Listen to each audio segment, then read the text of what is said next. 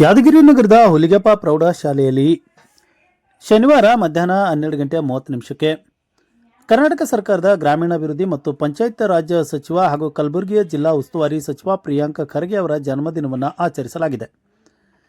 ಈ ವೇಳೆ ಮಾತನಾಡಿದ ಯಾದಗಿರಿ ನಗರಾಭಿವೃದ್ಧಿ ಪ್ರಾಧಿಕಾರದ ಅಧ್ಯಕ್ಷ ಬಾಬುರಾವ್ ಕಾಡ್ಲೂರ್ ಅವರು, ಪ್ರಿಯಾಂಕ ಖರ್ಗೆ ಅವರು ವ್ಯಕ್ತಿತ್ವದಲ್ಲಿ ಜನಸೇವೆ, ಪ್ರಾಮಾಣಿಕತೆ, ವೈಚಾರಿಕತೆ ಮತ್ತು ಹೊಸತನಕ್ಕೆ ಅರ್ಥ ತುಂಬುವ ಗುಣಗಳಿವೆ.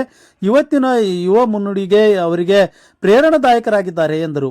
ಕಾರ್ಯಕ್ರಮದಲ್ಲಿ ಮುಖ್ಯ ಅತಿಥಿಗಳಾಗಿ ರಾಘವೇಂದ್ರ ಗೌಡ ಮಾನಸಗಲ್, ಬಾಸುಮಿಯಾ ವಡಿಗೇರ, ಶಿವಕುಮಾರ ಕರದಳ್ಳಿ, ಧರ್ಮಣ್ಣ ಗಿರಿಯಪ್ಪನವರ ಸೇರಿದಂತೆ ಅನೇಕ ಮುಖಂಡರು ಕೂಡ ಭಾಗವಹಿಸಿದರು. ಈ ಸಂದರ್ಭದಲ್ಲಿ ಎಲ್ಲರೂ ಒಂದು ಕೇಕನ್ನು ಕತ್ತರಿಸಿ ಸಿಹಿಯನ್ನು ಹಂಚುವ ಮೂಲಕ ಪ್ರಿಯಾಂಕ ಖರ್ಗೆ ಅವರ ಜನ್ಮದಿನವನ್ನು ಆಚರಿಸಲಾಯಿತು. ಈ ಸಂದರ್ಭದಲ್ಲಿ ಶಾಲೆಯ ಮುಖ್ಯ ಗುರುಗಳು, ಶಿಕ್ಷಕರು ಸೇರಿದಂತೆ ವಿದ್ಯಾರ್ಥಿಗಳು ಕೂಡ ಭಾಗವಹಿಸಿದ್ದರು.